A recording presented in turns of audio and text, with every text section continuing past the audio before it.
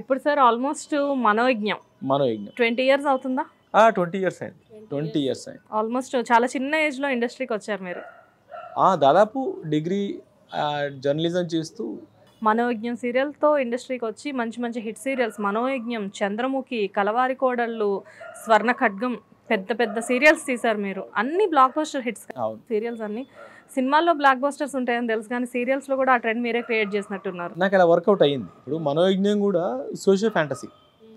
అసలు అప్పటికి ఫ్యాంటసీ తీయాలంటే గ్రాఫిక్స్ అనేది లేదు అప్పటికి. ఇంకా ఓన్లీ అవిడ్ వచ్చింది కొత్తగా. అది సిటీలో అప్పటికి 4 ఉండేది అవిడ్స్.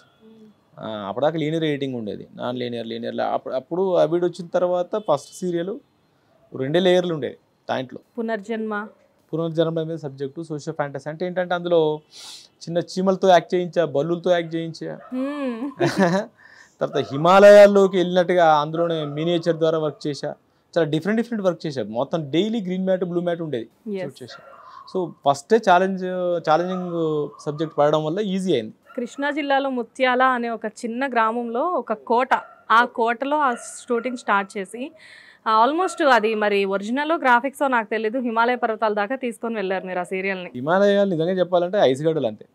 ఐస్ గడ్డలు అంతేనా? అది మినియేచర్ వర్క్ చేసాం. దాన్ని మినియేచర్లో గ్రీన్ మ్యాట్లో చేసి మినియేచర్లో చేస్తాము. సో ఫైనల్గా మనోయజ్ఞంతో ఫస్ట్ మా నవీన గారిని మీరు చూసింది అక్కడే అనుకుంటా.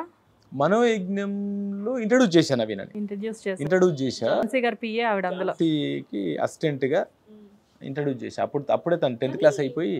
మీరు అదే మీ డెబ్యూ కదా, కానీ పెద్ద కాస్టింగ్. అవును. ప్రొడ్యూసర్ గారు రాఘవేంద్రరావు గారు అసలు మిమ్మల్ని అంటే ఎలా, మీ మీద అంత నమ్మకం ఏంటి ఆయనకి? అంటే నేను దానికి అసోసియేట్ డైరెక్టర్ని ఫస్ట్. ఓకే. అసోసియేట్గా ఒక 3 months చేశా. ఆ 3 monthsలో నా వర్క్ ఏంటో ఆయన అబ్జర్వ్ చేసి అప్పుడు ఇంకా డైరెక్టర్ అవసరం ఉంది, ఇంకెవరో బయట వాళ్ళు ఎందుకు, అతను చేయగలడని. నాకు అప్పుడు సునీల్ వర్మ గారు అని ఉండేవాళ్ళు, చనిపోయారు ఆయన, విజయనగరం అయింది. ఓకే. అతను నన్ను ఎక్కువ నమ్మాడు. లేదు సార్ మనం ఎవరిని పెట్టినా వేస్ట్, ఆ అబ్బాయి చేయగలడని చాలా స్ట్రాంగ్గా చెప్పేశారు. సునీల్ వర్మ గారి మాటలు ఆయన బాగా నమ్ముతారు. ఓకే. ఒక రకంగా వర్మ గారి సపోర్ట్ అని చెప్పుకోవచ్చు. దానివల్ల డైరెక్టర్ గారు ఓకే, ఆయన నన్ను 2-3 సార్లు టెస్ట్ చేశారు ఎడిటింగ్లో, తర్వాత లొకేషన్లో నా యాటిట్యూడ్, నేను ఎలా అంత కాన్ఫిడెంట్గా ఉంటాను అంతా చూశారు యాజ్ ఏ అసోసియేట్గా. సో ఇమీడియట్గా 3rd monthలోనే నాకు అవకాశం ఇచ్చి టెస్ట్ చేశారు ఒకరోజు. మంచి కాస్టింగ్ కదా అందులో? మంచి కాస్టింగ్ అంటే అప్పుడు ఝాన్సీ, రాజ్ కుమార్ గారు, తర్వాత వినోద్ బాలా గారు, ప్రమోదిని అని కన్నడ ఆర్టిస్ట్ ఉండే, సమీరు, పెద్దలు, సుబ్బరాయ శర్మ గారు, చాలా పెద్ద ఆర్టిస్ట్ ఉండే వాళ్ళు అందరూ. సినిమా ఆర్టిస్ట్ తనకెళ్ళ బర్ణ గారు కూడా చేశారు అందులో. అంటే ఒక పక్కన 2 హిట్ సీరియల్స్ అప్పుడు ఇండస్ట్రీలో. అవును. ఈటీవీలో ఒక పక్కన రాజమౌళి గారు శాంతినివాసం, ఒక పక్కన మీ మనోయజ్ఞం, 2 పోటాపోటీగా 2 సక్సెస్ఫుల్గా వెళ్ళిపోయినాయి సీరియల్స్. అవును. ఎప్పుడైనా అనిపించిందా మీలో మీకు పోటీగా? అది అలా ఏం లేదు, ఎందుకంటే అదేమో ఫ్యామిలీ సబ్జెక్ట్, నాదేమో ఫ్యాంటసీ సబ్జెక్ట్, 2 వేరియేషన్స్ ఉంటాయి కదా. కాబట్టి ఏంటంటే మా ఇద్దరికి పోటీ అనేది ఏం లేదు. బట్ ఏదేమైనా నాకంటే అతను సీనియర్, అంటే నేను అసోసియేట్గా ఉన్నప్పుడు తను డైరెక్టర్ కదా, మరి నేను డైరెక్టర్ అయినప్పుడు తను డైరెక్టర్, ఒక సీనియర్. బట్ ఆ రెస్పెక్ట్ ఎప్పుడు ఉండేది మా ఇద్దరి మధ్యలో. తను కూడా నన్ను ఎప్పుడు కూడా రెస్పెక్ట్తోనే గారు మీరనే పిలుస్తారు, నేను అట్లే పిలిచేవాడిని. రెస్పెక్ట్ ఉండేది తప్ప వర్క్లో ఏం ఉండేది కాదు. కానీ ఆయన శాంతినివాసం తర్వాత వెంటనే స్టూడెంట్ నెంబర్ 1 స్టార్ట్ చేశారు కదా, మరి మీరెందుకు ఇంత లేట్ చేశారు?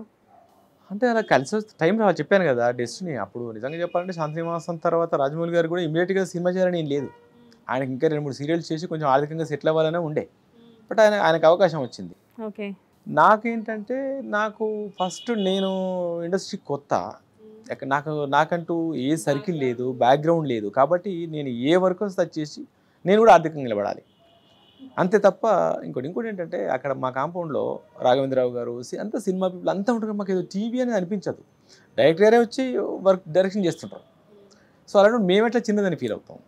ఇప్పుడు ఏంటంటే సీరియల్స్ పెరిగిపోయి కొంచెం తక్కువ చూపు ఉంది, కానీ అప్పుడు అంతా సినిమా టెక్నిక్తో చేసేవాళ్ళం, సినిమా ఎక్విప్మెంటే ఉండేది, అవుట్పుట్ కూడా సినిమా రేంజ్లోనే ఉండేది తప్ప ఇట్లా పరిగెత్తించి అట్లా చేసేవాళ్ళం కాదు. అప్పుడు ఇండస్ట్రీలో టాలెంట్తో పాటు డెస్టినీ కూడా ఉండాలి అనేది మీరు నమ్ముతారా? 100% నమ్ము. ఓకే.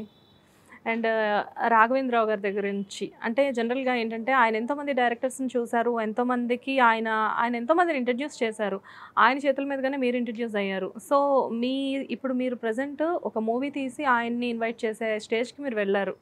సో మీకు ఎలా అనిపిస్తుంది ఈ అచీవ్మెంట్? లైక్ అంటే రాఘవేంద్ర గారు అసలు మీ గురించి ఏం చెప్పారు పర్సనల్గా? అంటే స్టేజ్ మీద మాట్లాడడం కాదు, వన్స్ మీరు రజాకర్ కంప్లీట్ చేసుకొని ఫస్ట్ ఆయన దగ్గర కలవడానికి వెళ్ళినప్పుడు అసలు ఆయన మీతో ఏం చెప్పారు?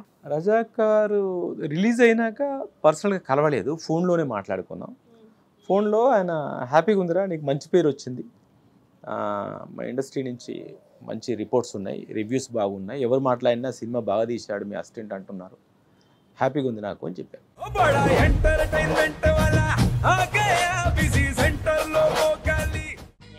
సక్కు సక్కేంద్ర సక్కు సక్కు బాయ్ బాయ్ బాయ్ బాయేంద్ర భార్గవ్ బాయ్ బాయ్. గిరాకి వచ్చే టైం ఏంది? కస్టమర్లు వస్తున్నాడు, రేటు కలిపి గురి. కస్టమర్లు వస్తున్నారు కదా, మాత్రం పొగరు ఉంటది మరి. తగ్గించేద్దాం పొగర్ని. డబ్బులు కట్టేస్తావేంటి కొంప తీసి? లేదు, కస్టమర్లు ఆపేద్దాం. పదా మరి మన బిజినెస్ స్టార్ట్ చేద్దాం.